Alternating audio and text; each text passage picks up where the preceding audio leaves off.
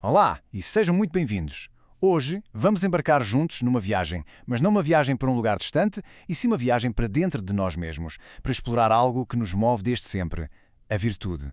E isto não é tanto sobre chegar a um destino, mas sim sobre o processo de nos descobrirmos e transformarmos continuamente. Para começarmos, vamos diretos à questão que está no coração de tudo isto. O que é que significa, na prática, no nosso dia-a-dia, nas pequenas e grandes escolhas, ser uma pessoa virtuosa? É uma pergunta antiga, claro, mas hoje vamos tentar encontrar algumas pistas. Ora bem, a própria palavra virtude vem do latim e significa força, poder. E a definição que temos aqui é fundamental. Reparem, disposição constante do espírito. A palavra-chave é constante. Não estamos a falar de um ato de bondade isolado, mas sim de uma força interior, de uma tendência que nos empurra de forma consistente para o bem. E para começar esta nossa exploração, temos que recuar um pouco no tempo. A nossa primeira paragem, a Grécia Antiga.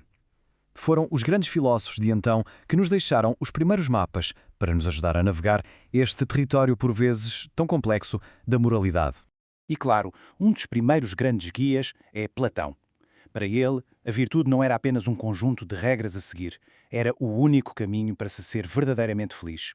Ele via a alma como um instrumento que precisa de estar afinado, em harmonia.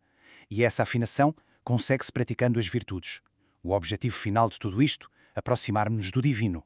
E Platão deu-nos um guia prático com 4 virtudes essenciais, que ele chamou de cardeais. Primeiro, a prudência, que é basicamente o bom senso, a sabedoria para guiar as nossas decisões. Depois, a fortaleza. E atenção, não é força física, mas sim a força moral, a coragem de fazer o que está certo. A seguir, a temperança, ou seja, o autodomínio, para não sermos escravos dos nossos impulsos. E a pôr ordem em tudo, a justiça, a grande virtude que equilibra todas as outras. Mas a história fica ainda mais interessante quando entra em cena o seu aluno Aristóteles. Se Platão olhava para um ideal divino, Aristóteles tinha os pés bem mais assentes na terra. Para ele, o maior bem era, sim, uma vida virtuosa, mas sempre guiada pela razão.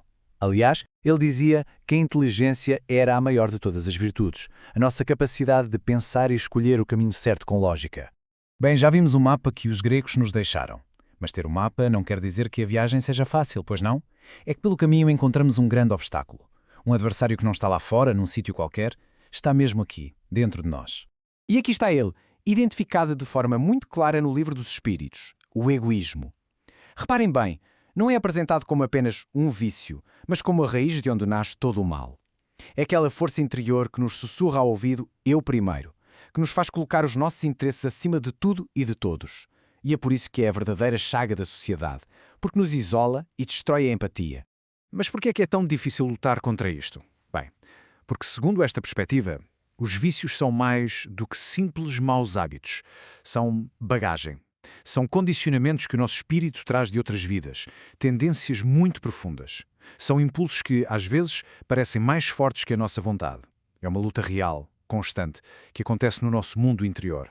Certo, se o egoísmo é o veneno, então qual é o antídoto? Qual é a virtude com poder suficiente para o arrancar pela raiz e transformar o espírito? A resposta é igualmente simples e, ao mesmo tempo, muito poderosa. É a caridade. Mas atenção, não é uma caridade qualquer. É a caridade mais desinteressada. Aquela que se faz sem esperar nada em troca, nem um obrigado, nem reconhecimento. É o oposto exato do egoísmo. Enquanto o egoísmo grita eu, a caridade desinteressada pergunta como posso ajudar. É por isso que é a virtude suprema, porque ataca o problema na sua origem. Então, como é que pomos isto em prática? Bom, começa com o passo mais difícil, a resistência voluntária. É escolher, conscientemente, não ceder ao impulso egoísta. Depois, vem o sacrifício do nosso interesse. E não precisa de ser nada de heroico. Às vezes é só dedicar o nosso tempo a um amigo que precisa, mesmo quando estamos cansados. O terceiro passo é crucial, agir sem segundas intenções. Ajudar por ajudar.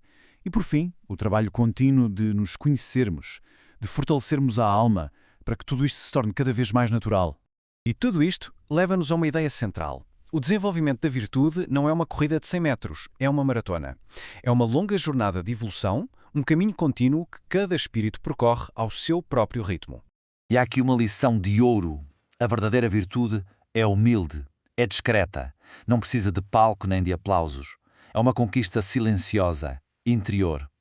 Como diz a frase, mais vale um pequeno gesto virtuoso feito com modéstia do que um grande feito manchado pelo orgulho. Porque, no fundo, o progresso moral é uma conversa que temos connosco próprios. E para que essa conversa seja produtiva, é preciso sermos honestos. A autoavaliação é a chave. Olhemos para estas perguntas. Por exemplo, já tentámos a sério libertar-nos voluntariamente de um vício que sabemos que temos? Ou temos dificuldade em afastar certos pensamentos? Fazer estas perguntas a nós mesmos, sem medos nem culpas, mas com sinceridade, esse é o primeiro passo para a transformação. No final de contas, tudo se resume a isto. A nossa evolução é uma luta constante, mas não é uma luta contra os outros, é uma luta contra as nossas próprias imperfeições. E essa jornada faz-se um passo de cada vez, uma escolha de cada vez. Por isso, a reflexão que fica é esta. Com tudo isto em mente, qual será o próximo passo consciente que vamos dar neste caminho? Esta nossa reflexão foi realizada a partir da palestra A Virtude, apresentada por Henrique Vieira no Centro Espírita Luz Eterna, em Olhão. Muito obrigado por nos terem acompanhado.